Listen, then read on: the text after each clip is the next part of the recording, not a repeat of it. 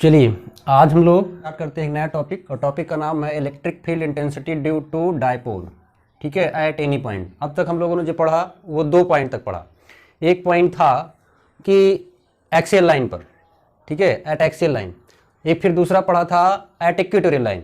अब इन दोनों से हट करके कोई दूसरा पॉइंट मिल जाए तब आपको इलेक्ट्रिक फील्ड इंटेंसिटी कैसे पता करेंगे, सबसे बड़ी बात होगी। और आप यहां सीखेंगे कि आप electric field intensity due to dipole at any point बड़े आसानी से निकाल पाएंगे, पता कर पाएंगे।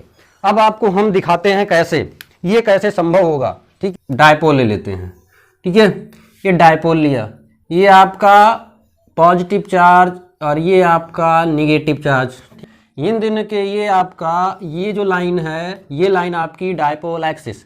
किसी पॉइंट ये यहाँ पर कोई पॉइंट, ना तो हम आपके एक्सियल लाइन पर कोई पॉइंट लेने वाले हैं, ना तो हम इक्वेटोरियल लाइन पर कोई पॉइंट लेने वाले हैं, बल्कि इन दोनों से हटके ये पॉइंट हमने यहाँ कंसिडर कर लिया। ठीक है, अब यहाँ पर अब आपको ये देखना है कि इस पॉइंट पर इलेक्ट्रिक फील्ड डेंसिटी कैसे पता करेंगे। तो चलिए आइए स्टार्ट करते हैं हम लोग कैसे पता करेंगे। तो सबसे पहले जो डिस्टेंस मेजर करते हैं वो कहाँ से मेजर करते हैं, आप लोग पहले से ही जान चुके हैं, डायपोल सेंटर से। इससे हम सपोज कर लेते हैं कि इस डायपोल सेंटर से इसकी जो डिस्टेंस है वो कितनी है, वो सपोज कर लेते हैं कि यहाँ से इसकी डिस्टेंस r है।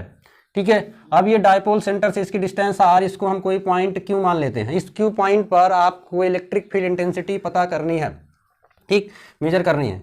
ये डायपोल सेंटर, यहाँ से इसकी डिस्टेंस l, ठीक है, ये यहाँ से इसकी डिस्टेंस l।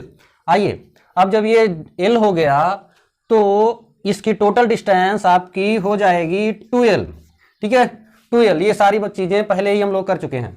अब यहाँ पर ये आपकी डायपोल मूवमेंट की डायरेक्शन क्या होगी, तो डायपोल मूवमेंट की डायरेक्शन हमेशा और हमेशा निगेटिव चार्ज से पॉजिटिव चार्ज की होती है। इसका मतलब कि जो डायपोल मूवमेंट की डायरेक्शन है वो निगेटिव टू पॉजिटिव कुछ इस डायरेक्शन में। इसका मतलब कि ये जो है ये आपका ये वाली लाइन पर ये आपका यहाँ डायपोल मूवमेंट P जो होगा उसकी डायरेक्शन ये होगी। अब इस डायपोल मूवमेंट को, जो इस इलेक्ट्रिक डायपोल का डायपोल मूवमेंट है, इसको हम 2 पार्ट में रिजॉल्व कर लेते हैं।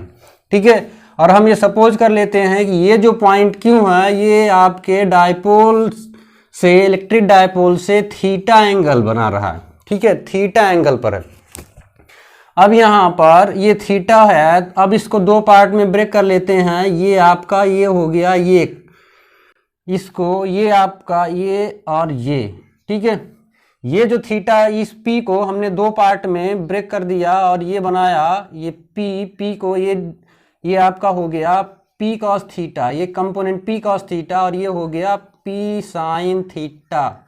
ये P sin थीटा, ये P cos थीटा। अब ये हमें पता है कि अब ये भाई देखो, ये P cos थीटा, ये P sin थीटा, हम इसको 2 डायपोल कंसिडर करेंगे। एक डायपोल नहीं, 2 डायपोल मान लिए। अब एक डायपोल हमारा P cos थीटा और दूसरा डायपोल हमारा P sin थीटा। अब P sin theta, P cos theta, 2 dipole मिलने के बाद अब हमारा काम आसान हो गया। अब इनके कारण हम ये इस पॉइंट पर इलेक्ट्रिक फील्ड इंटेंसिटी पता कर लेंगे और उनको हम उनका वेक्टर सम कर लेंगे, तब हमको मिल जाएगा हमारा required electric field at point Q। ठीक, आइए यहाँ पर ये, चूंकि इसको हम मान लेते हैं कि ये एक डायपोल है, इस डायपोल की जो डायरेक्शन है वो कुछ इस तरफ है। ठीक है, इस तरफ है, और ये डायपोल हमने कंसिडर कर लिया कि ये डायपोल है। ठीक, एक डायपोल इसको भी कंसिडर कर लो भाई। ठीक है, इस डायपोल की जो P sin थीटा की जो डायरेक्शन है वो कुछ इस तरफ है। ठीक, अब ये पहले P cos थीटा के कारण जो इलेक्ट्रिक फील्ड होगा इस पर, ठीक है, P cos थीटा के एक्सियल लाइन पर ही पॉइंट Q पड़ रहा है। ठीक है, P cos थीटा वाले डायपोल मूवमेंट के एक्सियल लाइन पर ही ये पॉइंट Q पड़ रहा है। तो ऑलरेडी हम लास्ट वीडियोज में हम लोग देख चुके हैं कि जो electric field intensity at axial line होता था वो यहाँ पर इलेक्ट्रिक फील्ड होगा वो Q। ठीक है, Q पर इलेक्ट्रिक फील्ड की डायरेक्शन हम E1 मान लेते हैं, और E1 किस तरफ होगा, आउटवर्ड होगा। ठीक है, क्योंकि जिस डायरेक्शन में डायपोल मूवमेंट होता है उसी डायरेक्शन में इलेक्ट्रिक फील्ड इंटेंसिटी भी होती है एक्सियल लाइन पर। ठीक, तो E1 हो गया, E1 की डायरेक्शन ये, और E1 इज इक्वस टू, यहाँ पर E1 इज इक्वस टू हो जाएगा 1/4 pi epsilon not 2P upon R³ होता था, वो R³ ना हो करके यहाँ पर P की जगह पर क्या लेना है, P cos थीटा। ठीक है, E1 मिल गया हमको। अब देखो, अब जस्ट इसी के ये E1 इज इक्वल टू इतना इज इक्वल टू, ठीक है, 1/4 epsilon not 2p cos theta upon r cube. Clear? ये टू डाइपोल मोमेंट कौन सा? p cos थीटा कंपोनेंट के कारण। ठीक है, अब ये हो गया, इक्वेशन फर्स्ट बना लेते हैं। ठीक, E1 हो गया। अब ये E1, अब इसके p sin थीटा के एकदम इक्वेटोरियल लाइन पर ये पॉइंट क्यों पड़ रहा है? अब इक्वेटोरियल पॉइंट पर पड़ रहा है तो अब हमें एक चीज पता है कि इससे जो इलेक्ट्रिक फील्ड इस पॉइंट के ऊपर बनेगा वो एंटी पैरेलल बनेगा इस डाइपोल मूवमेंट के डायरेक्शन के just anti parallel.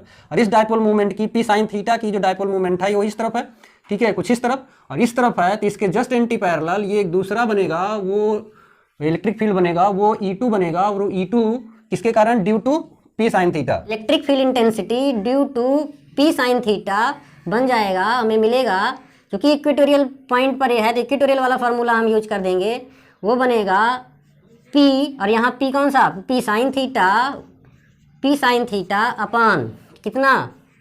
r cube. ठीक है, ये दोनों मिल गए। एक इसके कारण ड्यू टू डाइपोल मूवमेंट कौन सा? p sin थीटा के कारण। ठीक है, ये बन गया। अब इन दोनों को क्या करते हैं कि इस पॉइंट पर तो ये बन गया। अब इन दोनों को क्या करते हैं कि इस पॉइंट पर तो E1 हो गया, E2 हो गया, तो इन E1 और E2 का जो रिजल्टेंट होगा वो कुछ ये होगा। ठीक है, ये E होगा, E आपका इन दोनों का रिजल्टेंट होगा, तो रिजल्टेंट आपका E इज इक्वल टू हो जाएगा इन दोनों वेक्टर का। ठीक है, इन दोनों वेक्टर का जो रिजल्टेंट वेक्टर आएगा, रिजल्टेंट वेक्टर का मैग्नीट्यूड आएगा वो अंडर रूट आपका हो जाएगा E1 square plus E2 square, ठीक है, प्लस 2E1 E2 कॉस, ठीक है, कॉस कितना? 90। अब ये टर्म 90 हुआ तो ये पूरी तरह से क्या हो जाएगा? ये 0 हो गया। तो हमको E इज इक्वल टू हो जाएगा 1/4 एप्सिलॉन नॉट, ठीक है, epsilon not 2p cos theta upon r cube. अब आप वैल्यू E2 का रख देंगे तो ये 1/4 एप्सिलॉन नॉट, ठीक है, epsilon naught p sin theta upon r cube. ठीक है, p sin theta upon r cube. अब इसके बाद इसका भी स्क्वायर कर दो भाई। अब इन दोनों को हम कुछ इस तरह से सॉल्व करेंगे और हमको कुछ वैल्यूज यहाँ से मिलेंगी, और वो वैल्यू जो है ये सारे के सारे टर्म बाहर आएंगे और हमें केवल कुछ चीज़ें ही अंदर मिलेंगी। E is equal to 1/4 epsilon naught p upon r cube, p upon r cube यहाँ पर बाहर हो गया, और अंदर जो टर्म मिला वो अंदर मिल गया हमको 4 cos square theta plus sine square theta. ठीक है, अब ये आपका E इज इक्वल टू हो जाएगा 1/4 epsilon naught p upon r cube. इसको हम दो पार्ट में कर सकते हैं, इसको लिख सकते हैं कि 3 cos square theta plus cos square theta plus sine square theta. अब इसको हम लोग फिर से करेंगे तो ये आपका बनेगा 1/4 ये वाला term cos square theta plus sine square theta is equal to कितना होता है? इसकी वैल्यू हो जाएगी 1। ठीक है, तो आपको मिल जाएगा कि p upon r cube under root 3 cos square theta plus 1। एक फार्मूला बन के तैयार हुआ, और वो फार्मूला है हमारा, ठीक है, कि यहाँ पर हमें फार्मूला मिल गया कि यहाँ पर ये p अपान r क्यूब है, ठीक है, तो ये आपका आ जाएगा 1/4 पाई एप्सिलॉन नॉट।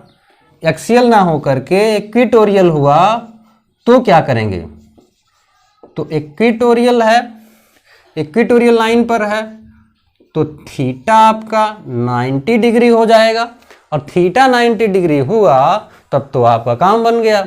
ठीक है, तो मामला फिट हो गया। मामला फिट होने का मतलब कि आपका कॉस कितना, कॉस 90 कितना, कॉस 90 जीरो, और कॉस 90 जीरो तो आप बन गए hero. E is equal to 1/4 pi epsilon naught आप P, ठीक है, अपान R क्यूब बन गया जनरल फार्मूला इक्वेटोरियल लाइन के लिए। और ये एक्सियल लाइन के लिए वही जो आप पहले से बना रखे थे। चलिए, तो यहाँ तक के लिए बस इतना ही।